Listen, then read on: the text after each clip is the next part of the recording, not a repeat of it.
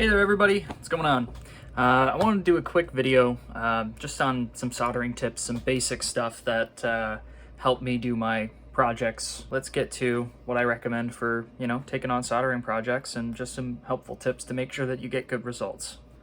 So first we should go over equipment. Having a hot air rework station for any packages, things like, QFN or TSOP or whatever sort of legged packages you have. Even small little component packages like diodes or capacitors, hot air station can make that a breeze.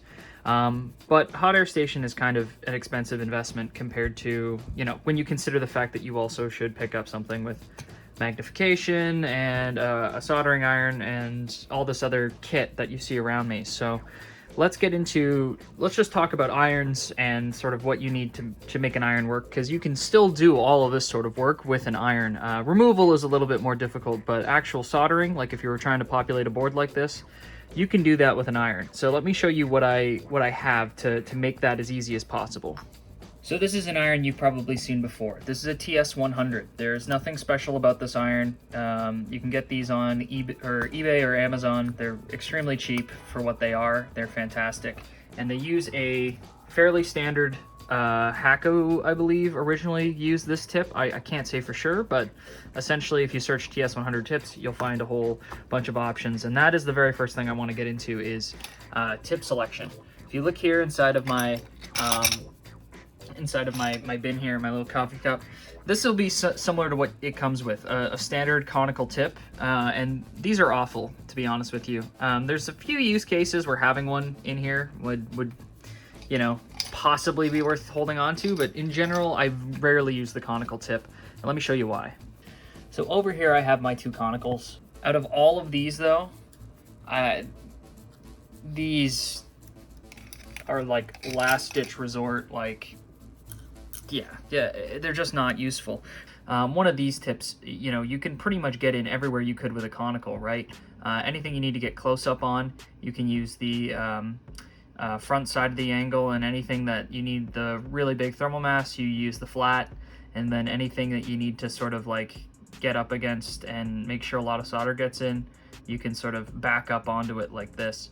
So this is usually the one that I'm using the most, either that or the real big boy, but I don't really use this one as much just because a lot of what I do is so small, and this is a little too mundo for stuff like that. And then other than that, so basically what I'm using are the chisel, the small cone, or the small cylinder, I don't know, 45-degree cylinder, and then my two knife tips. That's what's currently on here. I don't use the big knife nearly as much because I'm not working on massive connectors, but that's really good for something like an LCD connector or something, or the small knife, which is what I use most of the time because I'm working on usually smaller packages. But basically the principle is that you want to be doing drag soldering as much as possible.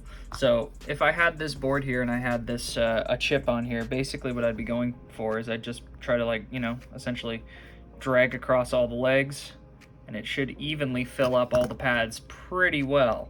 The chisel is probably the most universally usable. You can use it for wicking, right, for dragging away solder, right? You can use the chisel for wicking, you can use the chisel for installation, you can use the chisel for removing bridges. The chisel is the god tip, if you ask me. It is just the most universally applicable for most projects. It's got thermal mass where it counts, and it's also precise enough, right? You can use the edge of it to get into nice tight places. So yeah, highly recommend something like a chisel, or in general, right?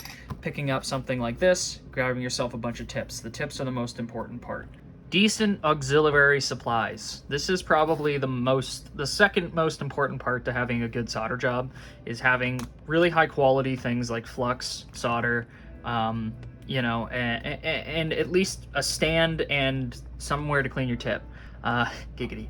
So yeah, I like MG Chemical stuff, but I'm by no means brand specific. It just seems to be the only decent brand name that I recognize that I can find on places like Amazon. So that's why they're my go-to, even though you pay a little bit more for them. Next thing, a super cheap, right, iron holder. It's just a cheap little, that's it.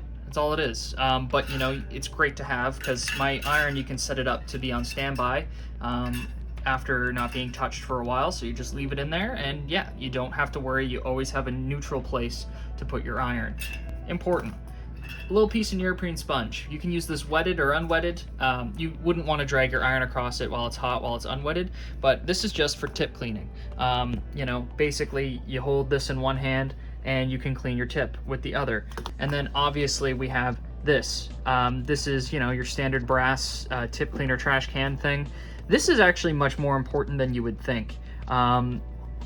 Having a decent one of these is great. Something that you're not going to pop open by accident when you're cleaning your tip and stuff. I find this little cheapy to be fine, but there's more to this than meets the eye. First of all, this is always going to get clogged up with a bunch of solder residue. If we look in the bottom, there'll be like little bits of solder, right? So a lot of people replace this wool, but there's really no point to replacing the wool. The wool itself doesn't really wear out. But what you can do is revitalize it. So let me show you that. So first thing we're going to want to do is just get rid of all of our slag. So there's two things I do when I am starting to revitalize my brass. First of all, I'll take it to a sink and I'll just sort of work it out. Technically, the stuff that goes into this is, you know, I guess what you would call a carcinogen. So make sure you wash your hands after you're done and then wash it. Then I just squeeze and dry it out in a towel that I'm going to wash immediately after. All right, now once your brass is mostly dry to the touch, throw a little tip thinner on it. That's what I do, right? This is technically a rosin flux paste is what they call it, but it's essentially tip thinner. You got a little bit globbed up in here and work it in your hands. Again, this is a carcinogen, so clean your hands very thoroughly when you're completed.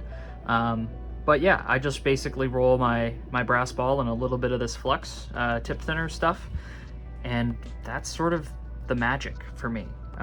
Once that's completed, I put this back in the thing and we're ready to rock, man.